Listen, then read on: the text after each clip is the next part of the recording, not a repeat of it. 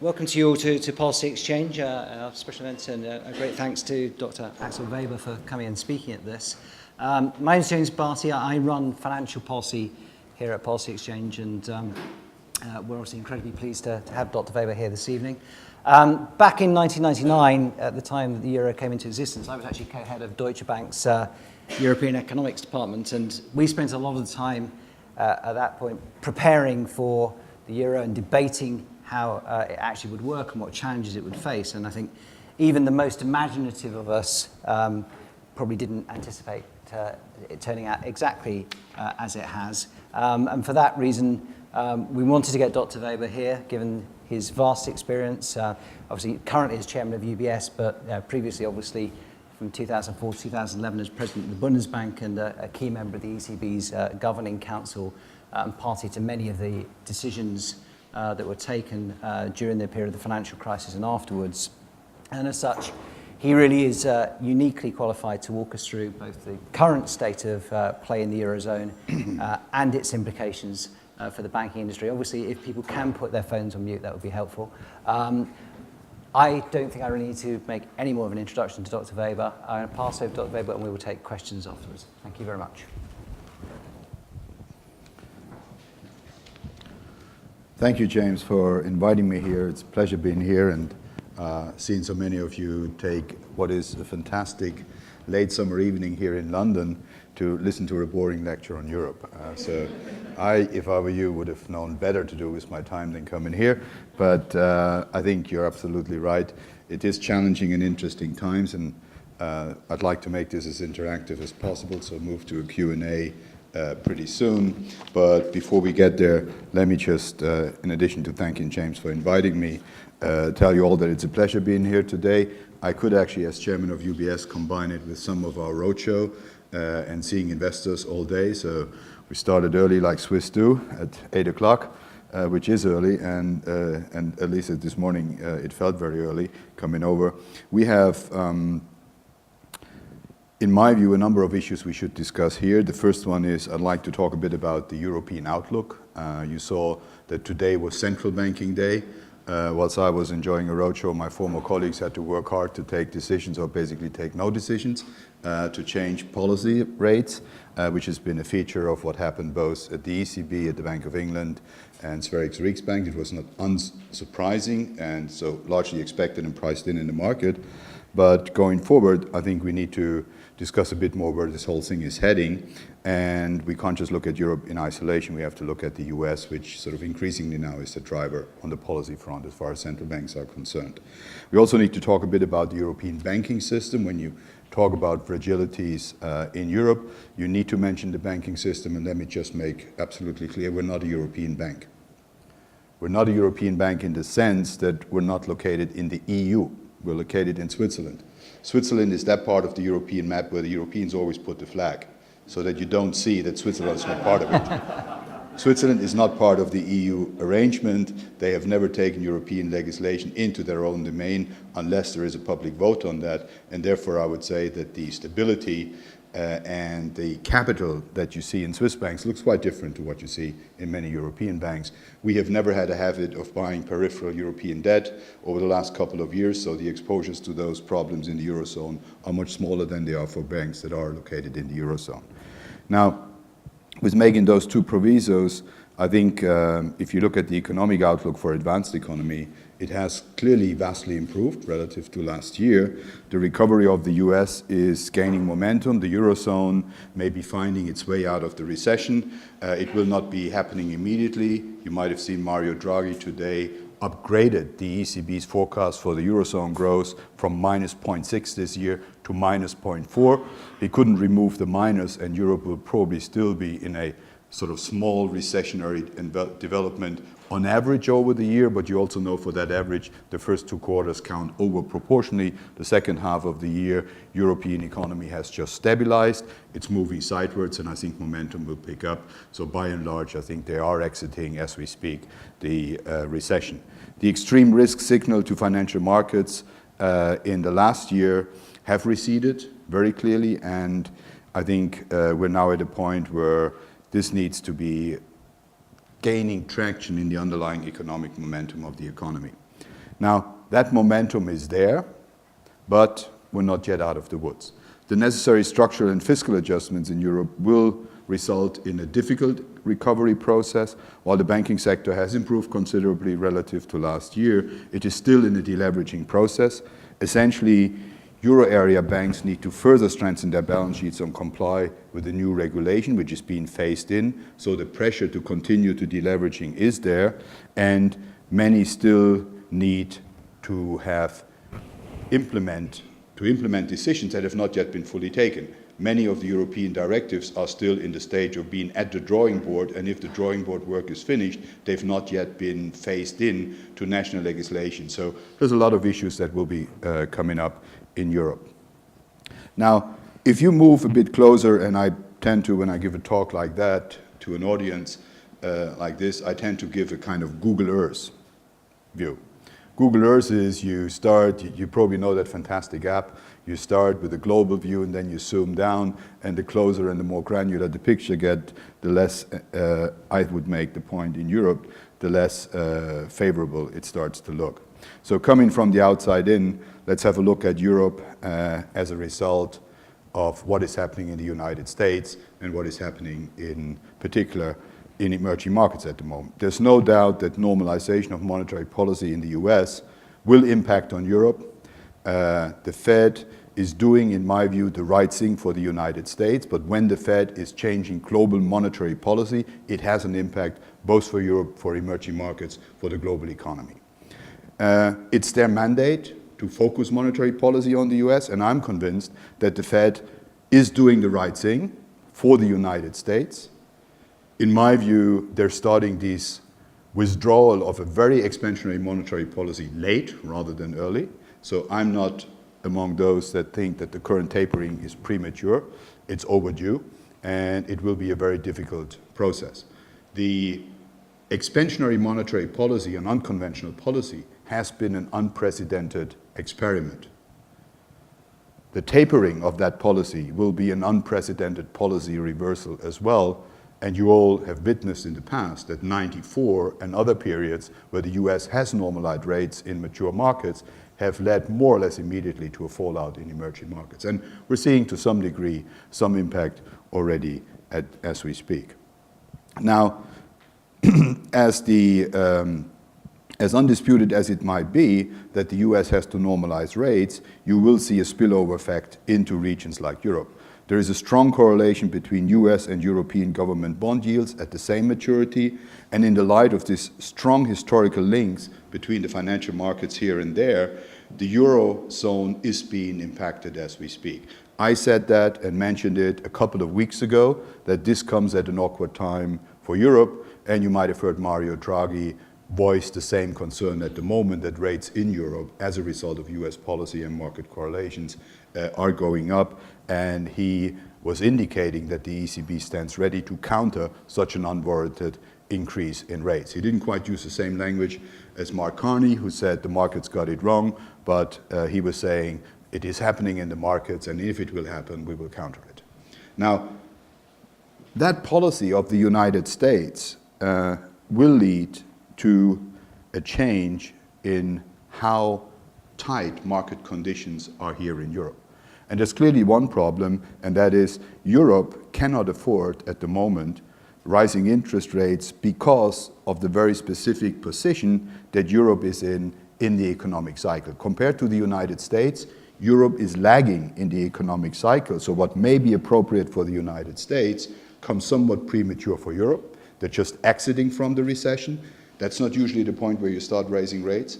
And if you look at the broader economies, emerging markets, it has actually led to a strong capital reversal out of emerging markets.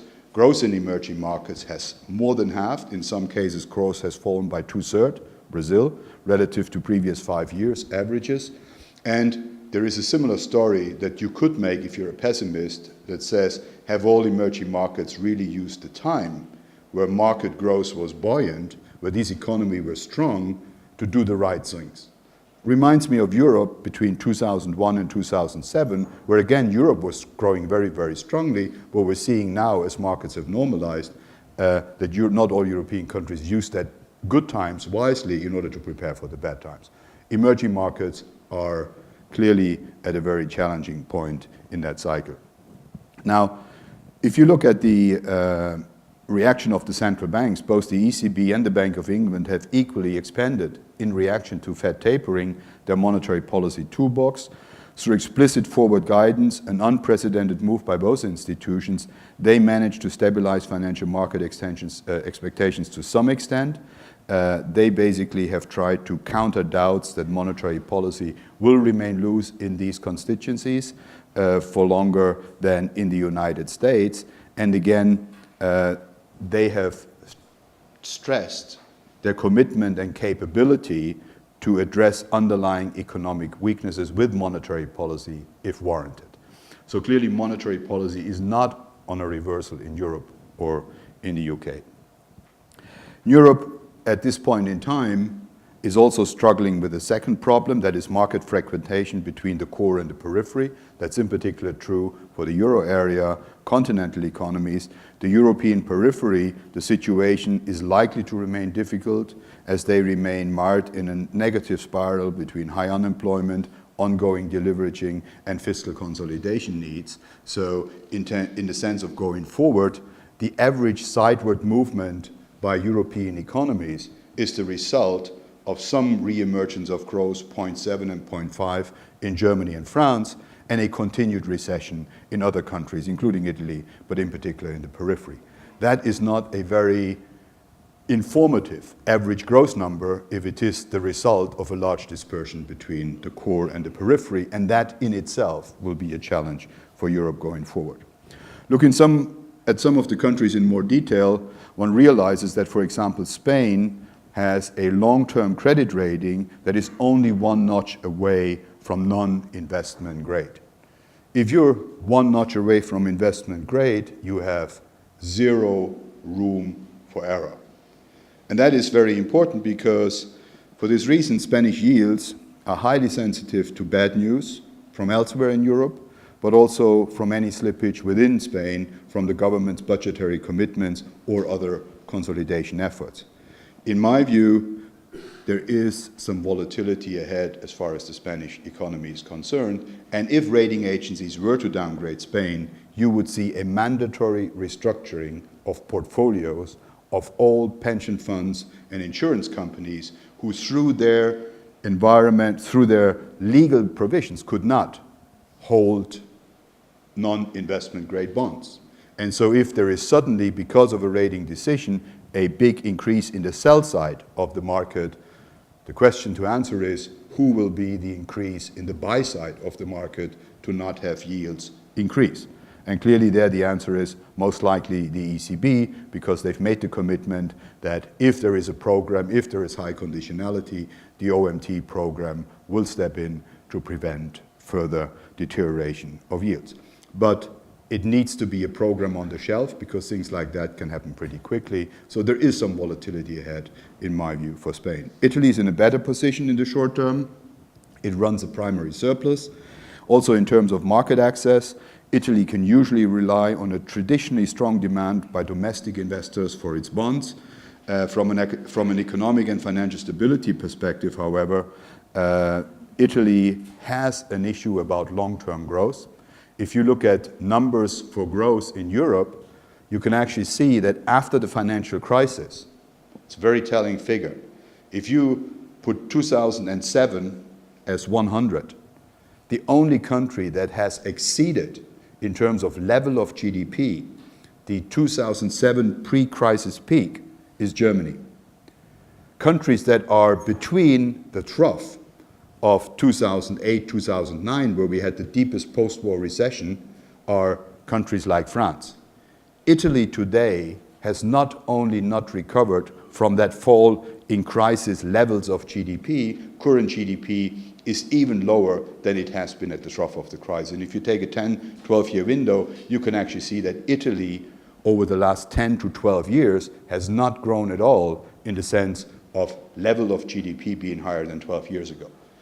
The question is, if Italy has not grown in the good times, where does the hope come from that Italy grows in the bad times? And I'm pretty sure that the next 10 years, ahead for Europe will be more difficult years than the past 10 years, if you exclude the past 10 years before the crisis have been. So there is a real challenge about long-term growth potential in Italy. It can only be regained with structural reforms, but the reform process has and continues to be overshadowed by political stability concerns. There is a very fragile political coalition, and fragile political coalitions are not usually the ones that do bold reforms because they haven't got the parliamentary majorities. So I'm quite concerned on the political side about Italy. I'm concerned on Spain about the financial side of things. So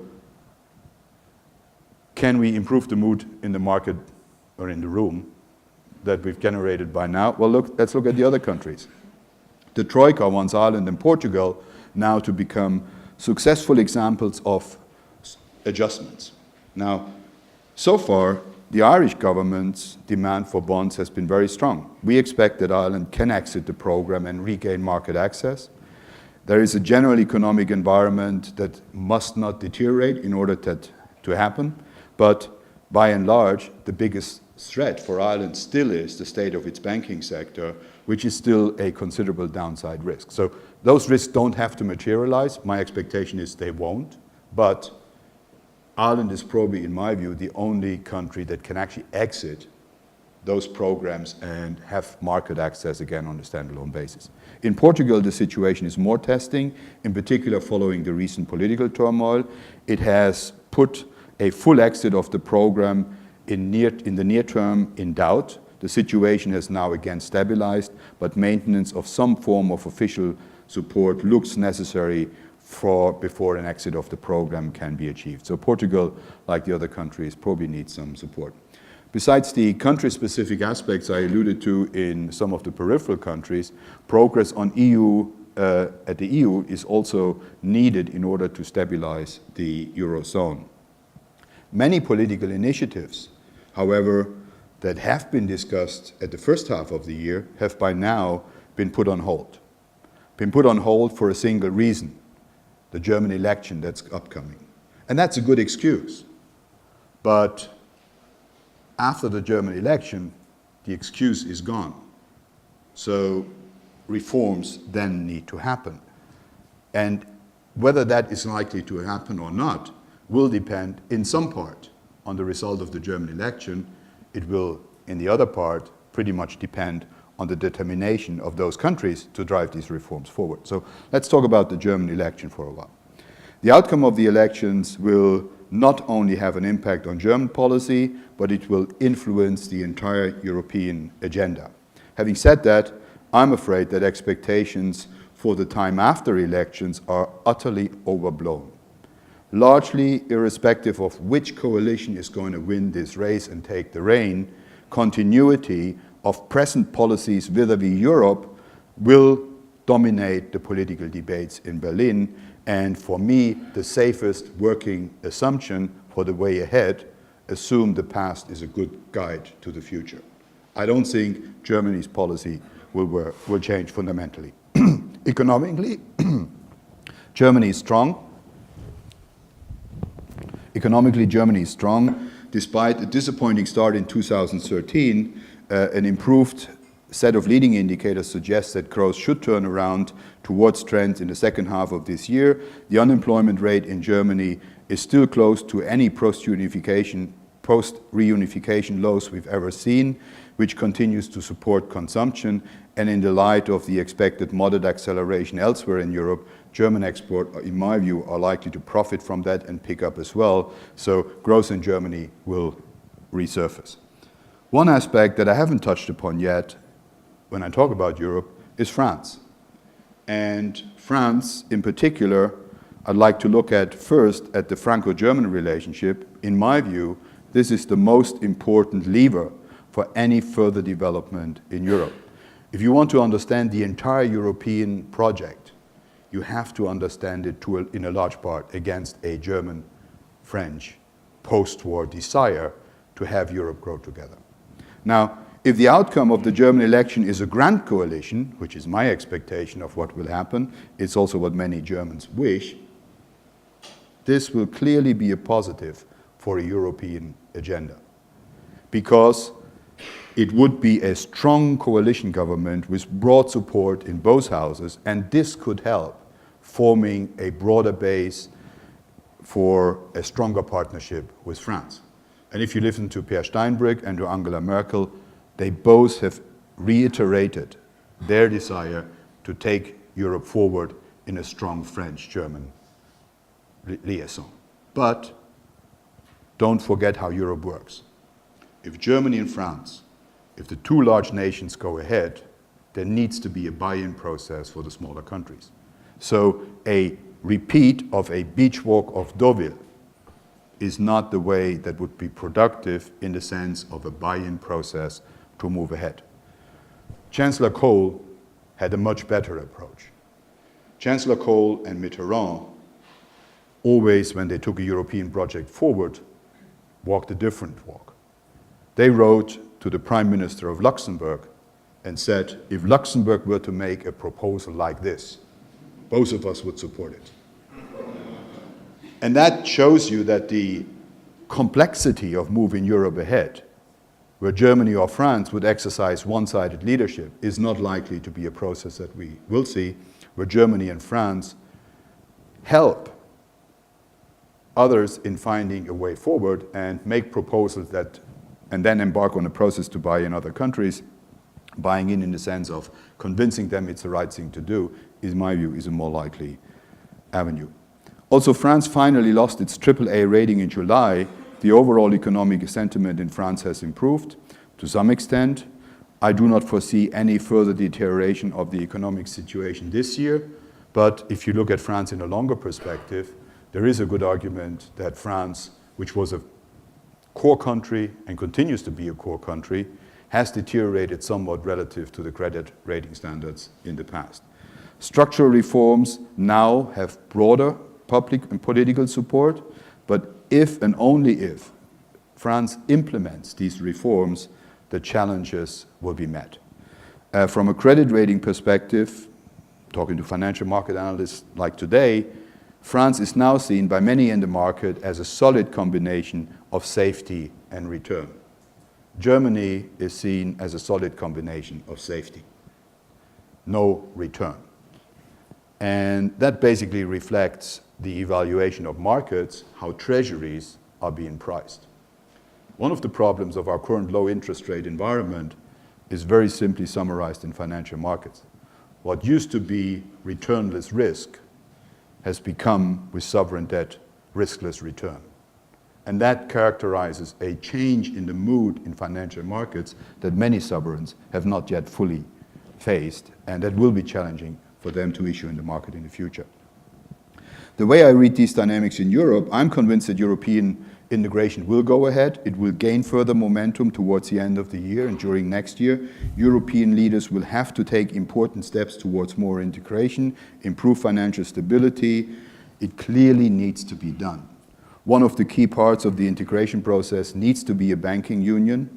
This is talked about a lot, but people attach different meanings to the same word. And if you're being vague what it means, you can easily agree to have a banking union. Once you get down to the nitty-gritty elements of it, there is more disagreement about details than there is on the overall project. So I would like to highlight some of the benefits and point out also some of the risks in the proposal about banking union in Europe. Banking union, to start with, should achieve, in my view, two objectives. Basically, the first one being it should increase the trust in your European banking system. It should decrease market fragmentation between euro area countries and their banks, and it should also reduce national differences between the way banks are being supervised. Second, it needs to be designed in a way that it breaks the vicious circle between banks and sovereigns. Many of these banks have been a problem for their sovereigns. The Irish example is well known to everyone. To this end, European leaders agreed already that the European Stability Mechanism could be used to recapitalize banks, so under strict conditionality, and do I dare to say in brackets, with a small amount of committed money. I talked to a German parliamentarian who has to sell the European Banking Union to a skeptical set of voters every weekend when he's hitting the beer tents in Germany. The way he describes the project is very easy. A single supervising mechanism will improve supervision. That saves us money. Capital injections directly into European banks out of Germany will cost us money. We're in favor of saving money. We're not in favor of all the parts that cost us money. And that's, I think, the big problem when you talk about banking union. The focal point of banking union has been the single supervisory mechanism. The ECB will directly supervise the biggest European banks. This will be a momentous change for Europe. It will be a change for the better, in my view, to have a single supervisor. And it was just announced yesterday by the Dutch finance minister that October 2014 will be the most likely day for that to happen. Those of you who have followed the discussion probably have seen that this date has been postponed now several times. October is now the date that we've heard. But in my view, whilst the idea of a centralized supervision to ensure more homogeneous treatment is a good one, I have some doubts about the institutional setup that has been chosen with the ECB being the supervisor. I can be short on that. I've talked about it many times before. In my view, the second element of banking union is the one that is the difficult one. The supervision itself is not the problem. It's the banking union single resolution mechanism that is the source of potential conflicts of interest at the central bank. There are currently still various proposals in discussions, and it's an ongoing discussion, but the ECB as a supervisor of the largest bank would need to play a key role in deciding when a bank in a financial difficulty needs to be resolved. This again raises the question on how such an action by the ECB would be interpreted and accepted and endorsed by national governments and by the national publics, and this will impact on the ECB's credibility, and it will also impact on the role that the ECB will play in a wind down of these banks. You decide to run it down, you have to commit funding in the interim. And so there is a conflict of interest between banking supervision and central banking. Just to be very brief on that, we at the Bundesbank had been offered overarching banking supervisory responsibilities in Germany. The offer came from the Treasury, and it would have come at a price. It would have created a reporting line towards the government for any action the central bank would have taken as a banking supervisor. I felt that that price was too high, and we flatly refused that responsibility, and that's why in Germany the central bank is not the single supervisor. I still stand by that decision. I think it was, in my understanding, the right decision, so I would personally always stick with that. Monetary policy and banking supervision under a single roof is not necessarily something you want to go for. It's my view. I know others have a different view. And since I moved to banking and not remained in central banking and supervision, I can take that difference of views with a very easy smile. Now, another important part for banking union is the unified resolution and recovery framework. So far, the cross-border resolution of banks is done purely on an ad hoc basis in Europe with unclear rules. The banking crisis in Cyprus, for example, was a timely reminder that more harmonization needs to be done. The European Parliament and the European Council have now both finalized their recovery and resolution proposals with the aim to reach an agreement by the end of 2013. Clear rules will decrease the current market uncertainty. When it comes to banking resolution, however, you have to ask yourself one question. Is constructive clarity an improvement over constructive ambiguity? Europeans have answered that question with yes. I have my doubts. While equally a necessary element for a functioning banking union, I have some reservations on the current design of the resolution mechanism, namely a potential fragmentation of the depositor base of European banks in terms of the bail-in hierarchy that has been decided. If different depositors are protected to a different degree during a bail-in, this will surely not just alter the stability of the deposit base during a crisis. It will also alter the stability and the availability of that same deposit basis outside crisis.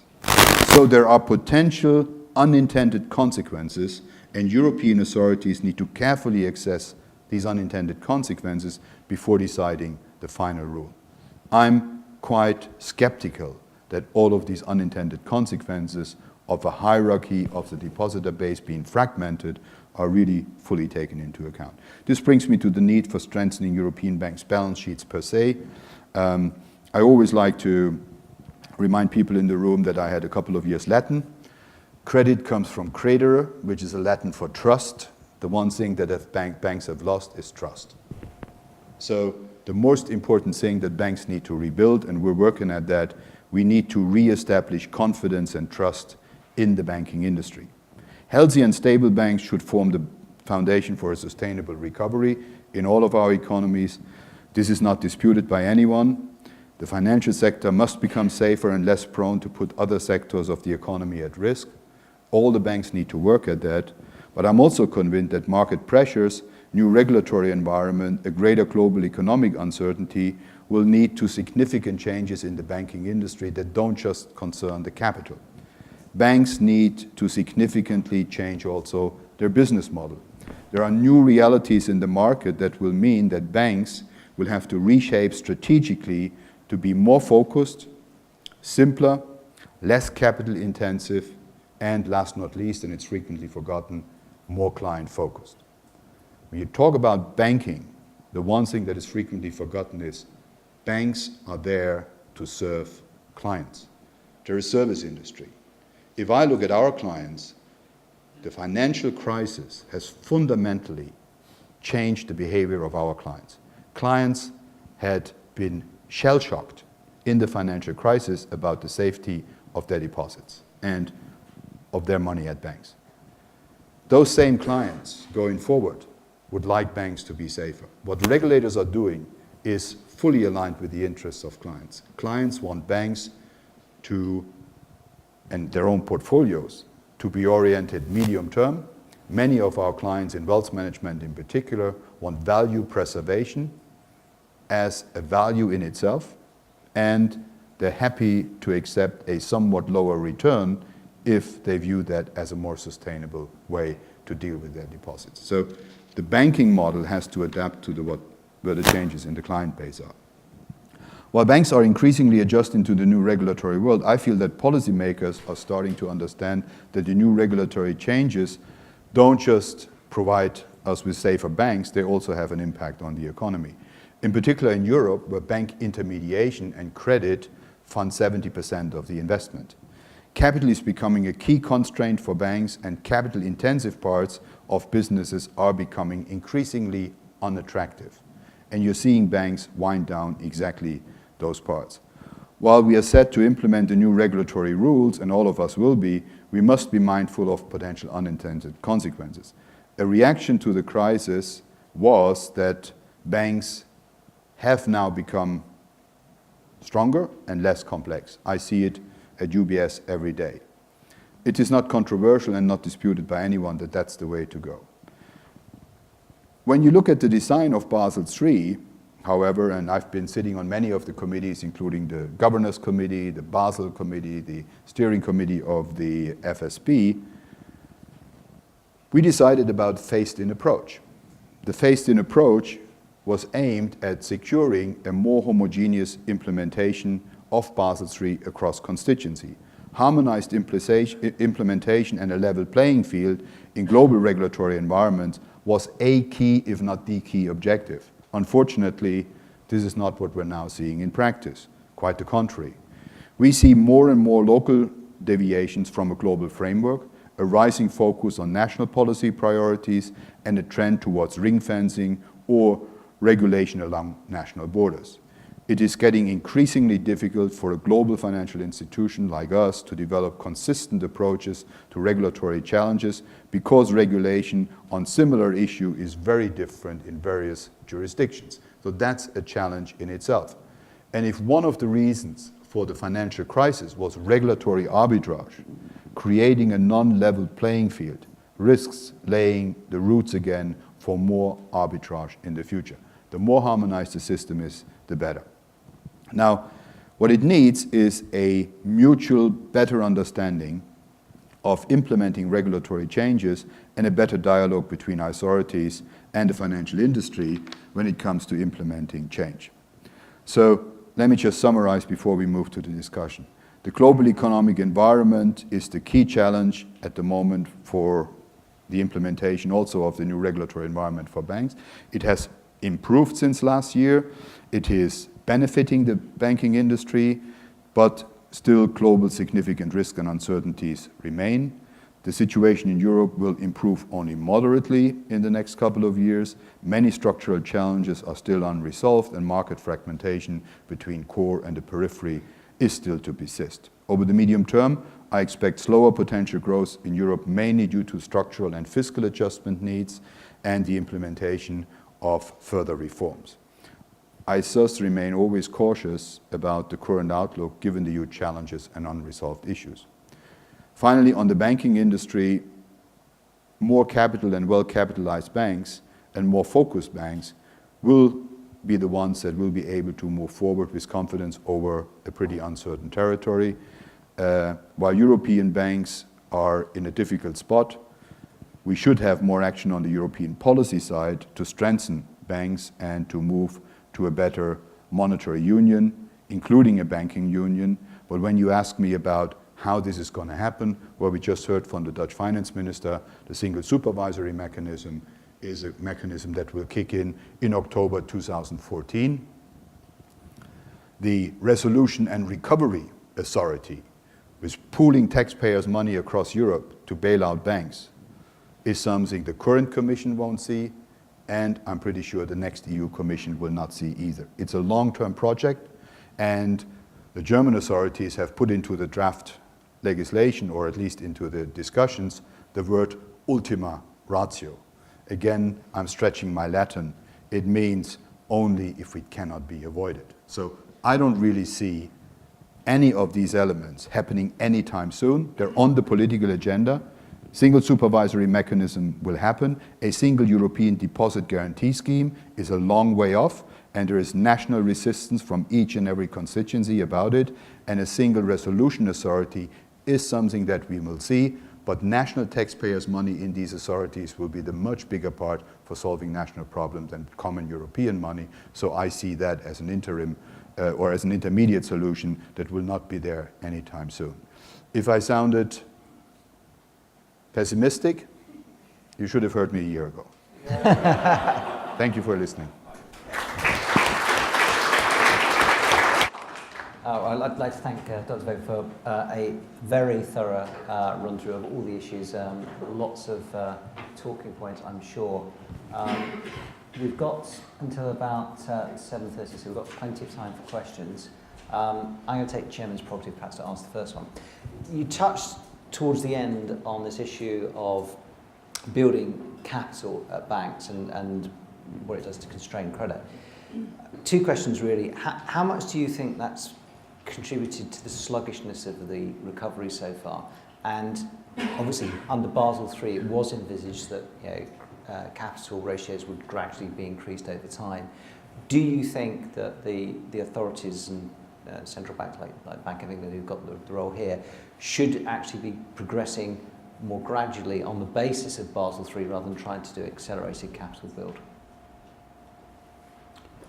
Well, look, having changed sides, so to say, and being now in the banking industry, I don't think it is wise to push back against the phasing in of the current environment unless there are very good reasons to do so.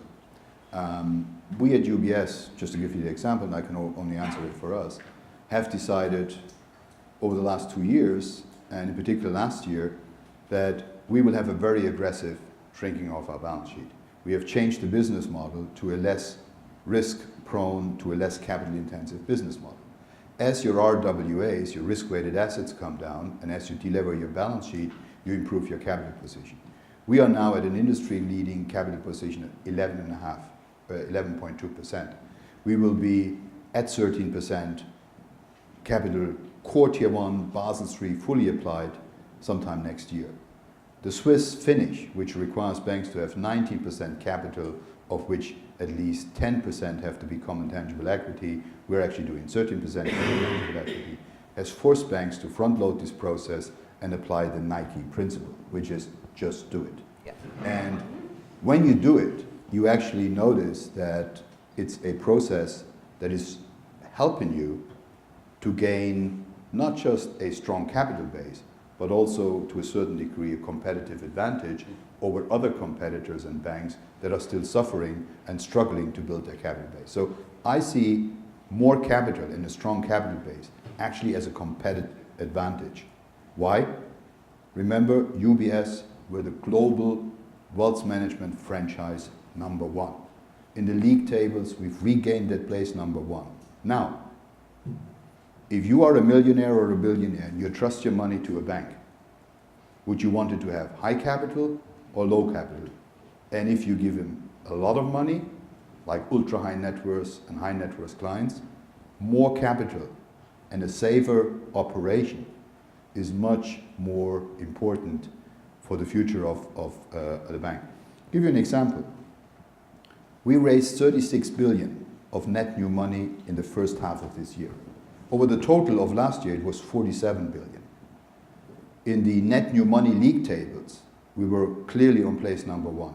The sum of place #2, 3, and 4, all of the 3 competitors behind, in total, in sum, did not raise as much net new money as we did last year.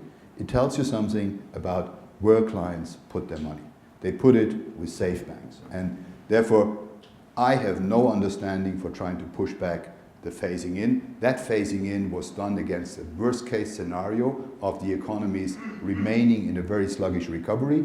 That worst case scenario to some degree has materialized, but I think the phasing in is not something we should question. Asking for capital ratios to be pushed out is the wrong thing. Front-loading it, if you can, is the important thing. What we try to do at UBS is front-load it. Get to Basel III standards as soon as you can. We're on Basel III fully phased 6 years before it starts. We're there now. 11.2%, we're above the standard. So, in my view, if you can raise capital quickly by reducing your balance sheet and getting out of some parts of your business model that will not be sort of very value enhancing in the future, that's the right way to go. And I've not seen sufficiently dynamics to move to these new capital standards across the industry. Now, look, I'm not a preacher, so everyone please themselves. We do what is right for UBS. But in doing what we think is the right standard, namely front-loading these new requirements, it helps you to earlier move to a point where your shareholders believe that your new business model, if it works and when it works, will lead you to a position where you can pay dividends again, where you can actually focus on business rather than raising capital, and that's a very important thing. Banks need to go back and focus on business, focus on clients, and do what they're there for, help fund the real economy and investments. That's what they need to do, and the longer they have to look at raising capital and getting there to be able to do it, the more bad it is for the economy and the worse it is for the banks themselves. Okay. Right. Here, if you can wait for the mic to come round. In order to participate in MRO, LTRO, you have to have a certain credit rating. And in order to receive OMT, you have to implement structural reforms which are imposed. I mean, I know it's all hypothetical at this stage, but those are the rules. What happens if Spain, or what do you think happens if Spain loses its credit rating and then refuses to implement certain structural reforms? I wouldn't like to think about a case like that. I think European authorities have made it pretty clear that these programs come with a high degree of conditionality and they're a helping hand to help themselves. So it is very clear.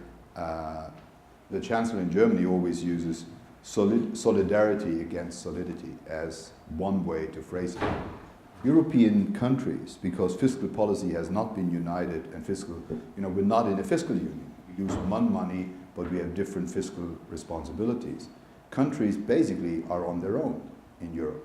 And if they want help from other countries, bilaterally or pooled, they need to do a large part, need to enter into commitments to help themselves. So in my view, it is very clear the entry condition for the OMT, as it was announced, is a European program with tough conditionality.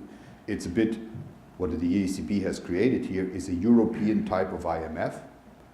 The OMT program, in my view, is not, and I've said that repeatedly, it's not a central banking tool, in my understanding. It is a precautionary exceptional access program for funding, like the IMF has such programs. And in that program, it becomes highly conditional once the program is enacted. So for me, the ECB invented some European institutional features on the fly because they weren't there when the European Union started. The OMT is the incarnation of a European IMF, and in my view, that's exactly how you should think about the program.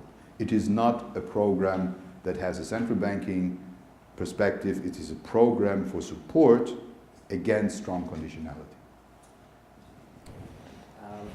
The one down here. And actually, can you just say who you are when you ask the questions, please? Rudy Boni. Dr. Weber, 3 very short anecdotes. First of all, it seems that LIBOR administration is heading to the other side of the Atlantic. Second, the correspondent banking restrictions imposed by the USA seems to proportionally hit much more European banks than they do American banks by nature of the American banks' own business.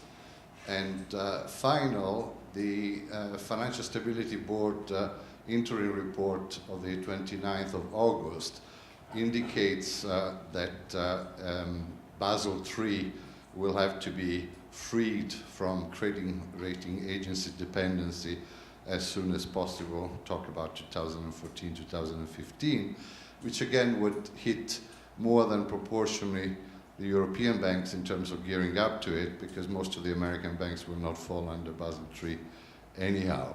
Are this anecdote a sign that European politicians or regulators don't understand enough of the nuts and bolts of banking, and therefore are exposing the European banking system to competitive disadvantage vis-à-vis the US banking system? Thank you. I wouldn't want to just reduce the discussion to a transatlantic discussion. There are other parts of the global financial system, including Asia, that also have some diverging regulatory standard. And even if it's easy to have a transatlantic confrontational debate on these issues, but look within Europe. Even within Europe, we don't share the same concepts. Even within Europe, we go in different directions. If I look at the various proposals of Volcker, Vickers, and Liikanen, every country tailors their structural measures to separate retail from investment banking or other parts of the business in a very specific way. For a global financial institution like UBS, this makes the level playing field issue a real cost issue, a real business model issue, and a real operational risk issue. And the amounts of national legislation that come in each and every quarter, the thousands and thousands of pages on regulation that we need to comply and that is evolving over time, makes running a global franchise very difficult. Now, for me, we probably have, as UBS, a bigger complexity than many other banks, because we as UBS have a home regulator in Switzerland, we have a very strong systemic presence here in the UK, and we have a systemic presence with 20,000 people on Wall Street.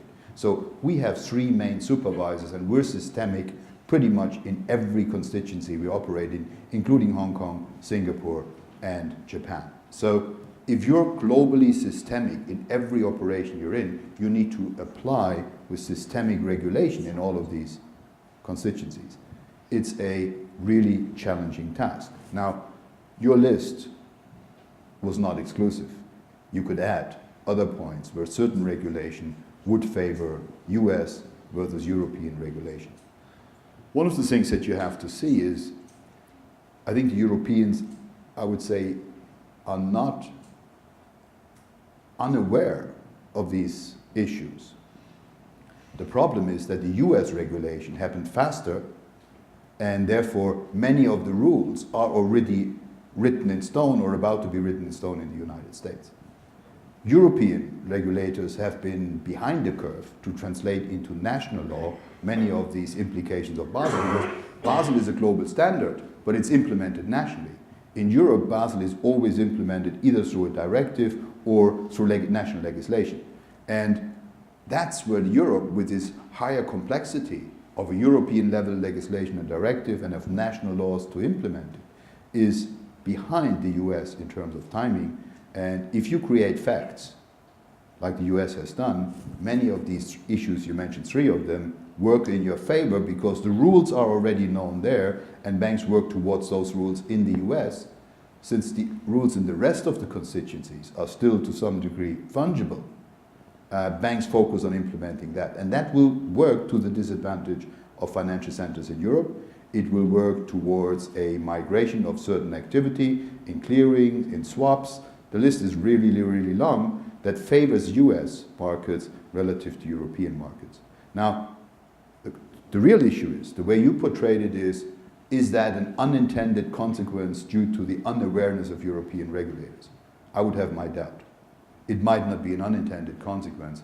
It might just be something where European regulators have a different understanding on what the desirability of the size of the financial system in Europe is relative to the US. I can tell you, a small country like Switzerland, with their too big to fail regime, have clearly had a thorough national debate on how big balance sheets in a country like Switzerland can be relative to national GDP.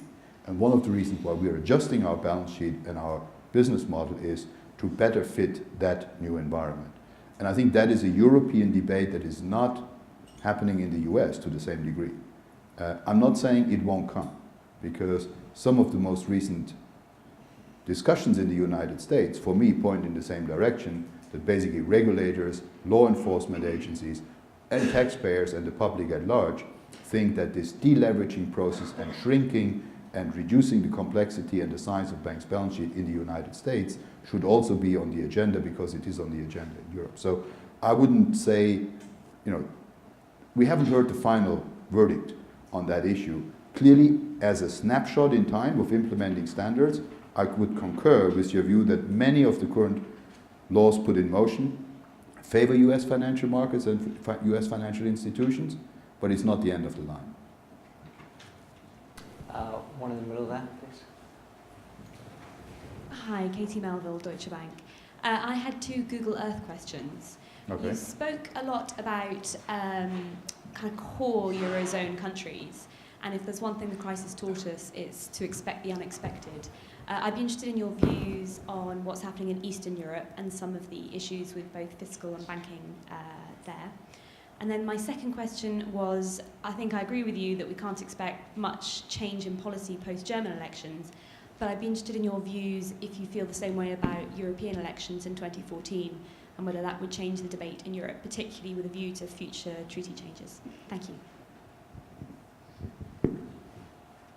Okay, so on the European elections, I wouldn't say it's a non-event, but it hasn't got the same momentum that national elections have, in particular in core countries, largely because the European Parliament has some responsibilities, but still many responsibilities have not been moved to the European level. Actually, if you look at the EU, Commission and the Parliament, one of the key responsibilities that the Commission has as a standalone responsibility is competition.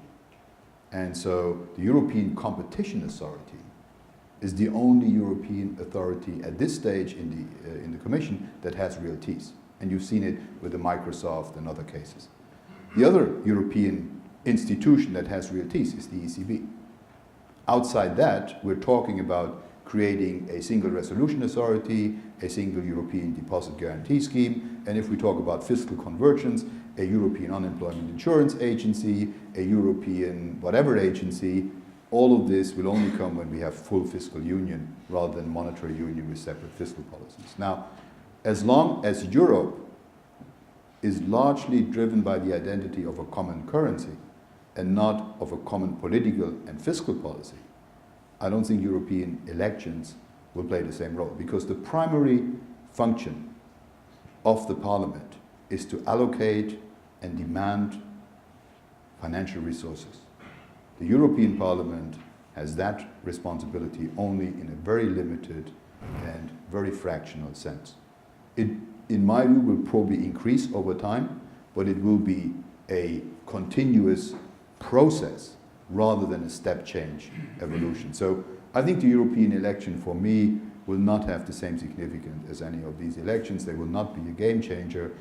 Probably it's more important who will be sent by national governments to the next European Commission and what the nationality and the backing of some of the European commissioners will be.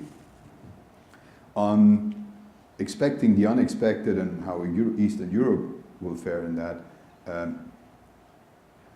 my kind of Google Earth type of high perspective on markets is, look, what happened over the last year is pretty much well described like a train running into Frankfurt main station and coming out again. Frankfurt is a bulkhead main station. The train usually comes out in a different order to the way it drove in. Now, if you look at the last couple of years, emerging markets have been the drivers of growth. The industrial world has been lagging behind. The US in particular was in a very weak spot because the US was the epicenter of the largest financial crisis we've had in post-war history. That should not be forgotten. The epicenter of that crisis was the United States. The US has made sweeping changes in banking, in fiscal areas, in many areas. And now the US is profiting from the fact that it's exiting from that unprecedented post-war crisis as one of the first industrial countries. The US now, also due to the development of shale gas and others, is a driver of global innovation. It's the home of global capital. Increasingly, it is also having a more balanced energy environment. Now, what the US brings to this global growth, and which is a positive in my view for the US, is a global leadership on technology and on capital at the moment. What China brings to this global table is an unprecedented size of its workforce, and increasingly Asia and in the future also Africa will bring that global workforce to the table. Europe doesn't score on any of these demands very highly. It has an aging and shrinking society. It is not, in many areas, the global leader of technology. Actually, if you go to Germany, some of the Mittelstand corporates are leaders in global technology, same in Switzerland, so some countries are an exception. But the whole global process, in my view, is resetting. Emerging markets that were leading are now normalizing. Normalization is, in my view, the buzzword for what is happening now. The US is retaking leadership. Emerging markets are falling behind, and European train is somewhere tacked in the middle of that global engine. Now, that's a more normal world. Are we prepared for this more normal world to emerge? Yes, to some degree we are, but it will happen with some hiccups. It will happen with some ups and downs. Where's Eastern Europe on that? Well, look, there are now 3 sets of emerging markets. Emerging markets, as we typically understand them, the BRICS countries, which have normalized tremendously. Growth has fallen very strongly in these markets. It's stabilizing and rebounding, but it's normalized. There's a second set of emerging markets. 5 years ago, 10 years ago, European periphery was priced as if it was Germany. 1 basis point over bunds. European periphery is now priced as if it were emerging markets. Probably an overshoot in one direction as well. But as this normalizes, the European periphery will not quite be priced as Germany anymore in the future, and there'll be challenges from that. Eastern Europe, because it doesn't have the single currency framework, because it doesn't have the same perspective to be an integral part of that European Union, will probably tag along as another set of emerging markets with much less of a dynamics towards the core, partly because the core is resetting and therefore wants to do that in a smaller group of countries. And secondly, some of these countries have actually lost their own momentum towards joining the EU and the Euro area because it's not such a unanimous advantage of being a member of the Euro area as it might have been when you could gain as an objective 1 basis point above bond as a kind of approval by financial markets. So Eastern Europe I think will come along. It will continue to be challenged.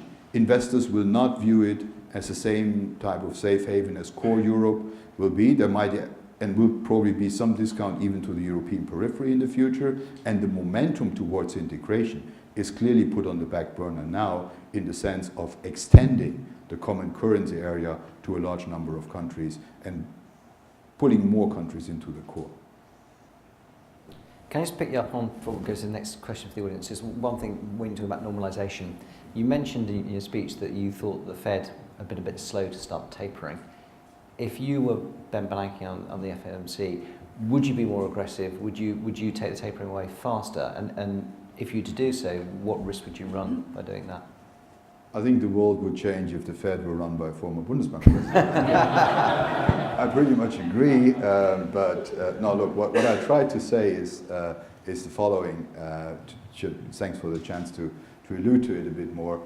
If you look at where the US economy stands, it has been growing at, say, almost 2%, 2.6% with the recent data revisions. Last year, it's somewhat weaker growth. Headline numbers, 1.6% this year, and probably a 3% growth next year. The US inflation has come up from going down towards 1%, and it's coming back up towards 2%. If you run a rule of thumb monetary policy, and like Taylor rule in the past would tell you, where should nominal rates be? Nominal rates should be roughly the sum of the long run growth rate of the economy, which probably is around 3% for the US economy going forward, and they're heading there next year, plus your inflation target, because that's how you translate it into nominal rates, 2%. So the answer is 4.5 to 5. We're at 0. We're adding to the balance sheet. Actually, being at 0 without the quantitative easing is a stage we need to achieve. Quantitative easing means factually interest rates are pressed into negative territory because the balance sheet effect supports financial markets. So going forward, if in an environment that soon will be 2% inflation, 3% growth, the right answer for nominal long-term yields would be 5%. Where are we now? We're quite a bit off that. And so the Fed needs to embark on raising rates. So take that rates of 5%, just to be extremely pessimistic on the normalization, just take those 5% relative to 0. The Fed has 8 meetings a year. The Fed has never raised interest rates by more than 25 basis points historically. That might change, but put your odds on it. So in 2 years, they'll travel 2%. It'll take them 2.5 years to move to neutral. And they told us they won't start before mid-2015. So the full size of an average US business cycle, monetary policy in the US, will be expansionary in the sense of supporting the economy, rather than restrictionary if inflation picks up. So is that a reasonable proposition for a neutral or adequate monetary policy against historical experience? Probably not. And was there a lot of alternatives that the Fed could have chosen to exit earlier, or there would have been some risk involved? So all I'm trying to say is, I think it is time for the Fed to start with that process, and the whole discussion about tapering, in my view, is pretty unsettling, because even if the Fed just hinted at reducing the amount of purchases, the markets got pretty nervous and the pricing across market segments was pretty volatile. Now, what's the Fed going to do? In my view, what they will announce is they will start tapering in September. US housing markets are not fully recovered, so the Fed most likely will not taper the mortgage purchases of $45 billion. They probably reduce the amount of treasury purchases, and they will do that in a very staged way and phase the entire program out sequentially over the next couple of quarters, with the aim to kind of exit adding to the balance sheet in the mid next year. But then still the Fed always reminds everyone, don't forget the degree of expansion in the central bank is determined by the size of its balance sheet and not by the speed or amounts at which we add to it. So there's a long haul ahead for the Fed to move towards neutral. And therefore, my view is, I think the tapering despite the fact that it has some repercussions in market, needs to be done. Probably a glacial speed will not suffice. It might reassure markets, but it probably won't be the right policy. And going forward, the Fed needs to give a clear guidance on what is the time frame and the scenarios for exiting that policy, because we're seeing already huge spillovers of that policy and criticism from emerging markets that whatever the global environment is, if the Fed starts raising rates in the US and you get a reasonable return on investments in the safest country with a good economic perspective, investors globally will rediscover the US and shift funds there, and that will produce a capital flow reversal pretty strongly in emerging markets, and that will impact very strongly on the stability and the volatility in international financial markets, as we've seen it with every normalization of the policy in the US. And that's where I think that process needs to start. I think it needs to be very clear how it's going ahead, and in my view, I do stay with what I said, it has to be a process that doesn't happen too slowly, because if you look at the medium to long-term requirements for the US to move to neutral, it's a long avenue to travel, and on that long avenue, they're somewhat slow at the start, and they're not yet quite there in terms of perspective of giving market guidance when they want to be at neutral at some point. So the market is guessing when rates are starting to rise. They've moved that bet forward about rates starting to rise by about a year over the last quarter, a couple of months. That is already a big repricing in US financial market. It has an impact on high yield markets, and the Fed will do itself a favor if it gives very clear guidance to markets how it expects the time pass or the conditionality of that policy to work going forward. Fantastic, thank you. Can I take a couple more down here? Perhaps we can take both of you together.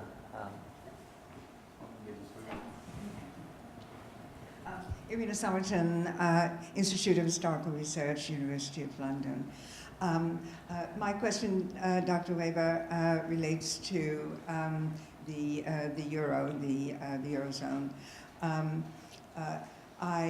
It's sort of aimed at one of your concluding remarks that you're much less of a pessimist. I think you may have meant about the Eurozone and among other things, than you were a year ago. I'm a pessimist, a critic, a very severe critic, have been since 21 years ago when the Maastricht Treaty came out, when I read it and I thought, oh my God, what are they doing? To have a currency without a government. And that attitude has deepened over the years. I've been researching the European Union. I'm writing a book on the EU and the Euro now. And I'd like to ask you, because I have great respect for your opinion, do you think the Euro can survive? I mean, most of the experts, including me, believe that the Eurozone crisis is going to reappear sometime between now and the end of the year, probably. And who knows which Eurozone crisis is going to finish off the Euro, is going to start the breakup. I can't see it lasting, going on. And as I say, I'm the largest body of opinion, shares that view. It just doesn't make sense.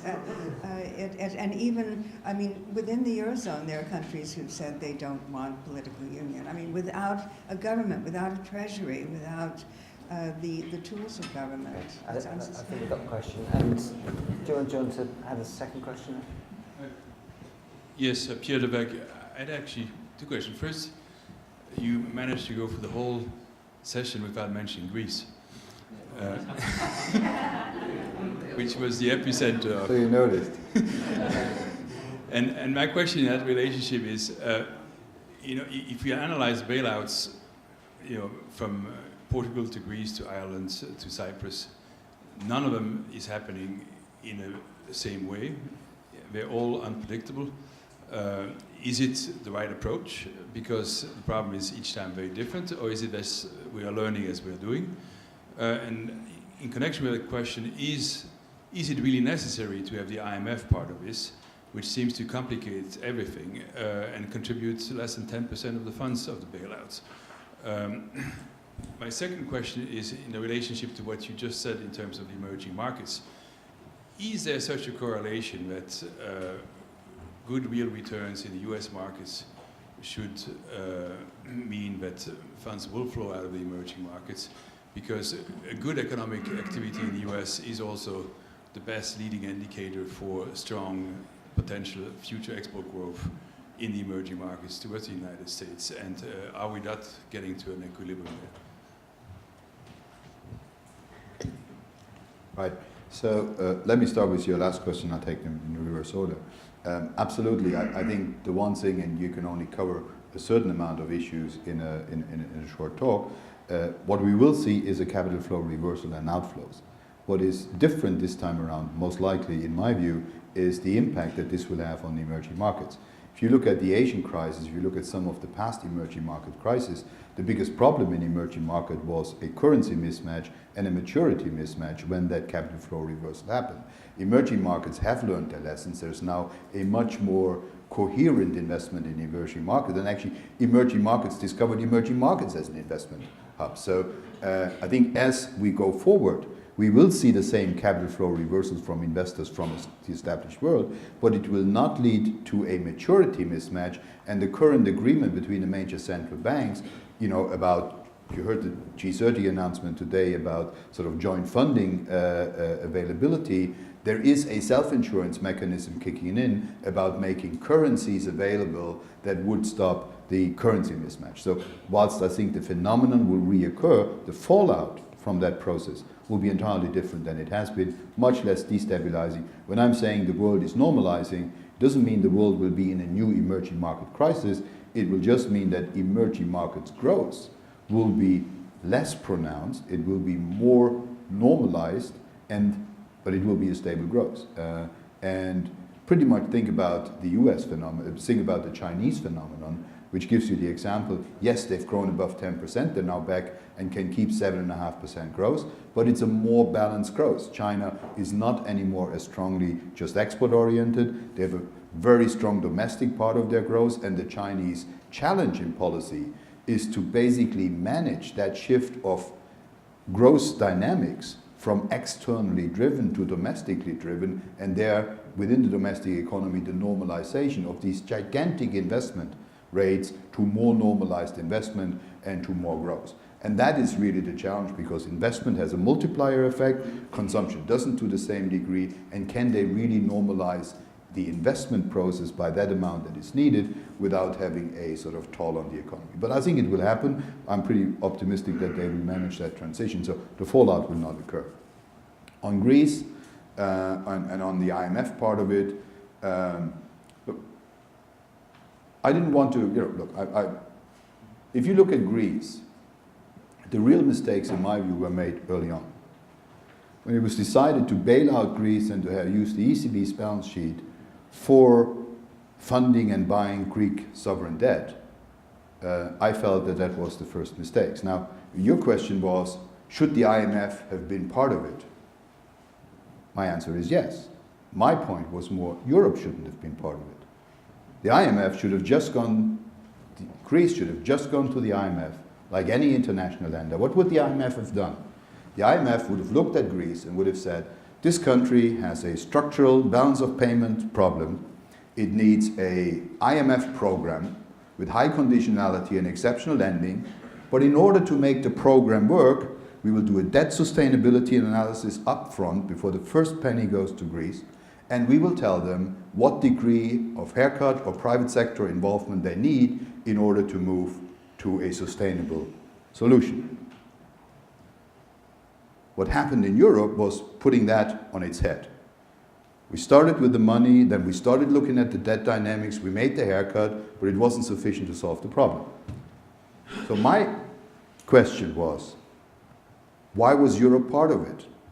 And the answer is, it was felt that within the single currency, you could not let one country go to the IMF in isolation, because the IMF would have made sweeping demands on adjustments, maybe including monetary policy requirements. In my view, that was not a good argument. We should have let Greece go to the IMF. We should have let the IMF sort it out. If that would have happened, Germany and the ECB would have not been the straw man beaten up in Greece during all the adjustment process, because it would have been the IMF, like in the Asian crisis, that would have basically imposed strong conditionality, and they would have been on the receiving end of political backlash. But that's what we pay the IMF for. So it should have happened. And my point at the time was, tough conditionality can only be exposed externally. The IMF would have done it.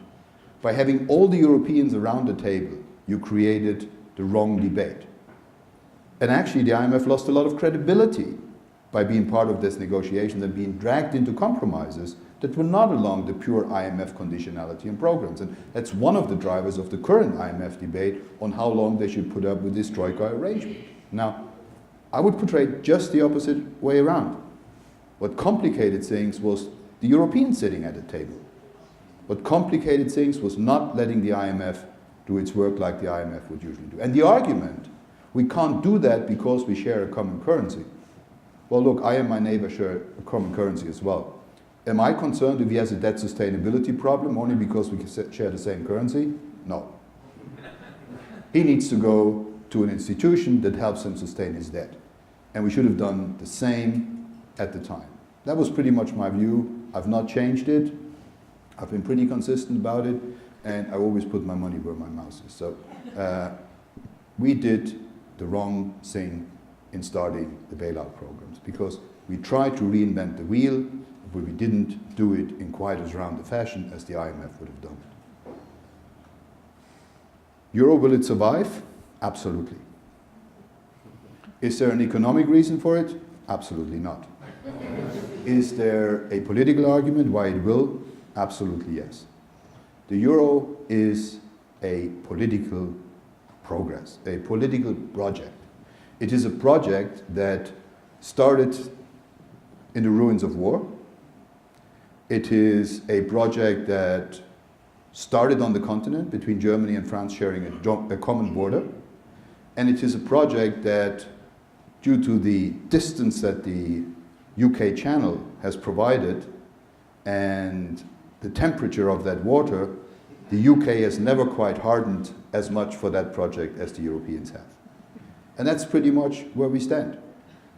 I was always, when I came as a student here to the UK, I was always, taken by the UK perspective that when there was fog on the channel, the British radio would announce, the continent is cut off.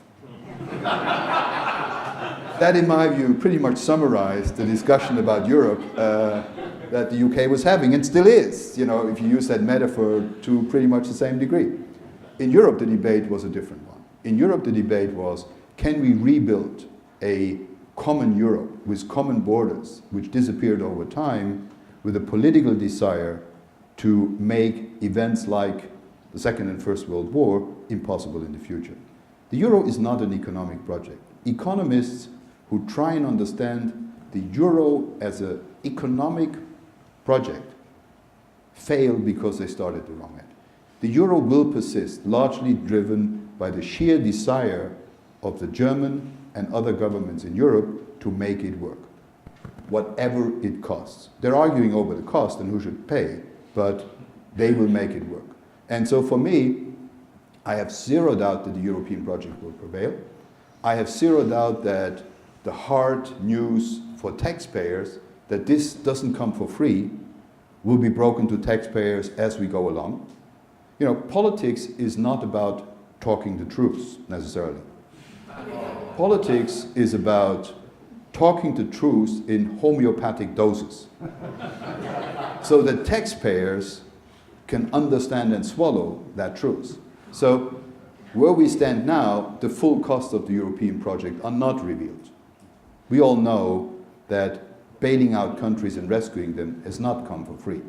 The costs have not yet materialized, because in a zero interest rate environment, you can actually keep credit arrangements going forever, because if you pay zero interest on credit exposures, a lot of what is not sustainable in the normal world is sustainable in a zero interest rate environment. So it's a bit like we're in a flood of liquidity. Who's got short trousers and who hasn't is not really visible with all that liquidity, but as the world is normalizing, and I think it is as we speak, the cost of these European rescues and projects will become clearer to taxpayers. And Will those costs prevent the project to be pulled through? I don't think it will. So whilst I agree with your second remark, the European crisis will reappear. I absolutely agree with it. I don't agree with the first remark that the euro will not survive that. But the cost of making the euro survive will become clearer to taxpayer, and probably that cost will not endure British voters to join anytime soon. I think you're quite happy with your own central banks and will continue to be for the right reasons for some time to come. But that will have very little impact on how Europe will move ahead. And just to finish on that, European dynamics will largely be driven going forward by Germany and France if they get it right. You know, there were two, for me as a German, there are two images that somebody like me, my age, grown up in Western Germany, being a natural NATO transatlantic guy with a strong leaning towards German-French friendship as a driver of European integration would have in its head when he thinks about Europe and the euro.